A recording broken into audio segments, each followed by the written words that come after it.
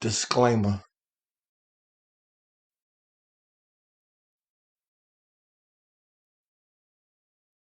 Unapologetically Gangster, the Don Kawand story. Book 1, subtitle, Marlboro and Coney Island, Story 34. After visiting a girl in the pink houses and checking out two that lived in CI, I began to prefer a young lady that didn't live in Marlboro. Now don't get me wrong, Marlboro had beautiful young girls, but most of them were dating guys that I knew. But by the winter of '85, I'd meet and fall in love with a girl that lived in Flatbush, mostly because she was different than any other girl I'd ever dated. We met one late night when I was hanging out at a gas station on Flatbush and Kings Highway. It's a spot that Jamaican Wayne and Big Bro Preem worked at. Primo's stepfather had some kind of ownership, and now and then I'd pull up just to hang out, really just to get out of Marlboro, which was completely isolated. But anyway, Primo was outside of the gas station, entertaining a conversation with Shorty. I thought she was pretty, and when he dipped in for a second, I inquired if they were an idol. He claimed they were just friends and offered to introduce us, and that's exactly what he did. And after Big Bro locked me out of the booth, she allowed me to walk her home. She lived in a house right around the corner from the gas station. After that night, we'd spend the next few days getting personal on the phone. Sometimes we were on the phone until the sun came up. She was a year older than I was, had pretty brown eyes that matched her pretty brown complexion, and one gold tooth that brought out the beauty in her smile. She would eventually venture out to Marlboro, in which we would consummate the relationship. We began to spend a great deal of time together, and when she wasn't visiting me in Marlboro, I had no problem taking a trip to her house, which was located on a quiet block. She was very fashionable, and love was in the air during the winter of 1985. The first few months, it was all about her, except when I used to run the streets with my boy G. He was the only one from Marlboro that knew where she lived. Her house became my honeycomb hideout, only because that environment was nothing compared to the one I'd been living in. The neighborhood was mixed and had mostly individuals from the Caribbean islands. Unlike Marlboro, which was isolated and the kids were confined, there were blocks of black people in Flatbush. Shorty didn't live too far from the Flatbush Junction, which was lit with fast food restaurants, stores to shop at, and people moving around constantly. Marlboro at times can be deserted, and the more people that were out, the likelihood you might see some blood drawn. The only fast food we had to eat in Marlboro was pizza and Chinese food. Sure, there was a White Castle and a McDonald's, but they always had some racist white boys looking to hurt anybody that was of a different color, not unless you was built tough. And there were no designer clothing stores. We went shopping either downtown Brooklyn or in Macy's department store in Kings Plaza, which was predominantly white at this time. Therefore, meeting and dating someone that didn't live in Marlboro gave me a break from having to be in survival mode constantly. It was a completely different hood, a calm and peaceful place to be. But whenever we weren't cuddling, I was out with G, indulging in a fast and dangerous lifestyle. This is the end of Story 34, the Don Kawand story. Unapologetically Gangster, the Don Kawand story. Book 1, subtitle, Marlboro and Coney Island, Story 35.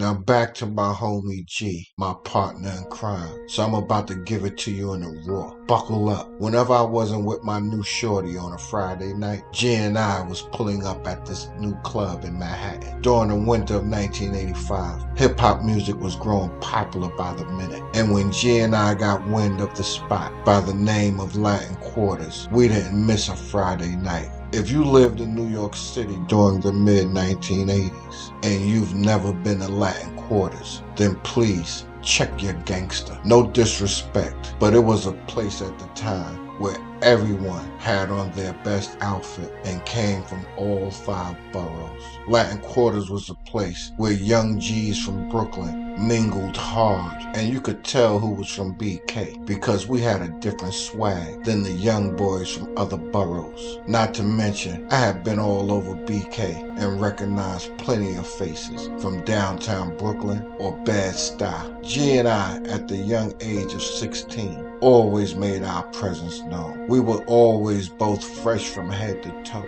Every Friday, we had matching 3/4 length goose down coats with fur collars that very few people had. They were going for about $300 to $400 a pop on Delancey Street. I had a pretty dark brown goose down one, and since I was short, it fell way below my knees. And G had an identical beige one. Latin Quarters was located on 47th Street and Broadway in Manhattan, and I believe you had to be at least 18 to get in. Security, if given a few dollars, would let you get in, and once inside, the joint was lit. Pretty females dressed in their best everywhere. Large gold earrings were in style, and almost every female had on a pair. Every Friday night, G and I always had a competitive thing going when it came to getting numbers. I was dating a new shorty in Flatbush that I was digging, so getting numbers is all I got. I never took it no further than that. Now, I'm sure no one will dispute that Brooklyn's most mischievous were in the building, strong. Now, I must admit, I knew Brooklyn was about that life, but it wasn't until I started going to Latin Quarters that I truly understood how Brooklyn was the livest and realest borough in New York City. Check this out. Whenever the DJ would do a hood shout out, Brooklyn always yelled the loudest. There were mad young boys that I recognized from either Albee Square Mall, Bed-Stuy, or from just riding the train. I'm sure they recognized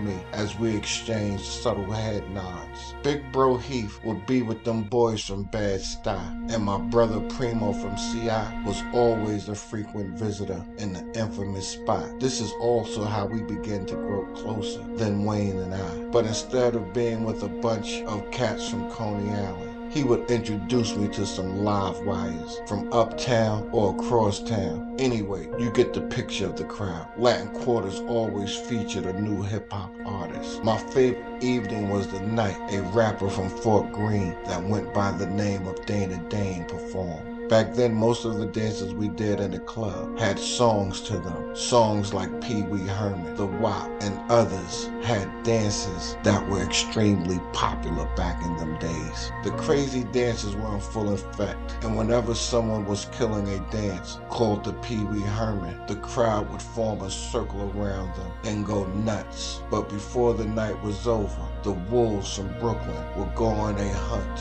for easy prey. Close to closing, cats from Brooklyn would form a line with hands on shoulders and follow one another in the crowd. We'd purposely bump and then snatch jewelry off the necks of anyone. Of course, a fight broke out, but Brooklyn was too strong. This is how BK developed a reputation for being gritty throughout the city. And although we rode like a herd of wolves, it was every man for himself. Brooklyn moved in a mob mentality, and after the club, Times Square became our playground. G and I would be in the mix with a mob that ran through Manhattan like when we were in the club. The only difference is that now and then, someone would toss a garbage can through a clothing store window. The stores in Manhattan didn't have security gates. The chaos took place from 47th Street, usually down to 34th Street. It was a dangerous time for Caucasians walking the streets on a Friday night. It'd be about 50 of us out there, wilding.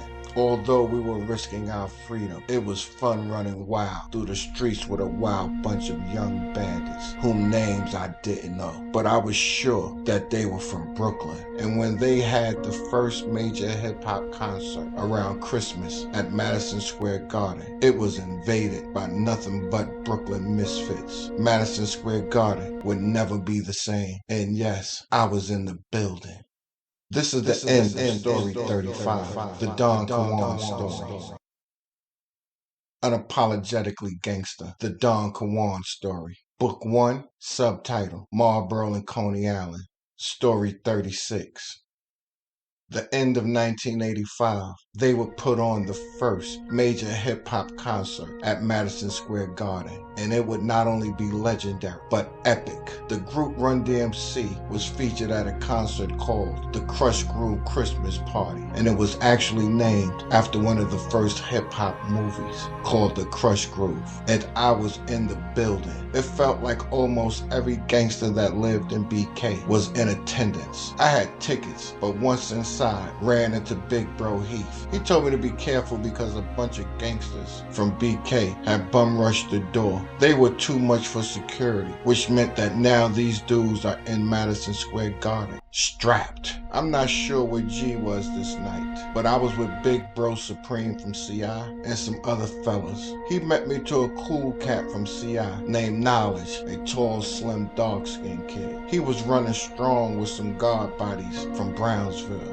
Now, whether it was at Latin Quarters or Madison Square Garden, Brooklyn cats always whispered to one another about when things are going to pop off. This night was no different. The lineup that evening not only featured Run DMC, but LL Cool J, the Fat Boys, and Curtis Blow, which was going to be the Set It Off performance. When Curtis Blow hit the stage to perform I Rule the World, everyone from Brooklyn was going into action. Unfortunately, it jumped off close to the upper deck. We had tickets down on the ground floor, but you can see a line of unruly young boys moving through Madison Square Garden's upper deck, causing nothing but havoc. They went from one floor to the next, and when they finally reached us, we joined the line. It was nothing but mayhem and chaos inside of Madison Square Garden, as we was too strong for security to handle. They would eventually have to call in the local police department in order to force us out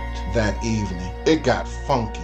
And as we made our way through the staircase to get out of the building, got into a little something with some other dudes. We were in tight quarters, and before things got ignorant, Knowledge started spitting some brotherly wisdom, and we kept on moving. Once we got outside, the mob from BK, as I remember, ran from 34th Street to almost 52nd Street. Wowing. I mean, snatching jewelry, pocketbooks, fighting the whole 9 yards. Every couple of blocks, though, the police broke the crowd up. We split up by running up 36th Street to 6th Avenue, around the block, and met back up on Broadway and 37th Street. Every time they separated the rowdy mob, we'd regroup on the next street. I had a pocket full of mangled jewelry, and before the night was out, also had a broken knuckle after punching someone in the back of the head. Oh yes, not every victim cooperated. Therefore, it was always an all-out brawl on one of the corners while running through Manhattan. That night was violent, and the young boys from BK were the reason. The recklessness made the news after a few people ended up in the hospital in critical condition. That night ended with me on a train by myself, examining the treasures I had taken. There was never no telling what happened to everyone else. Some went to jail, but it was the risk that we took. In Brooklyn, you had to be strong and surround yourself with individuals who, if things got funky, would not fold under pressure. And thank God that the next incident I found myself in, I was with the right gangsters. This is the end of Story 36, the Don Kawand story. Now make sure you subscribe, click like, and share, because somebody needs to hear this.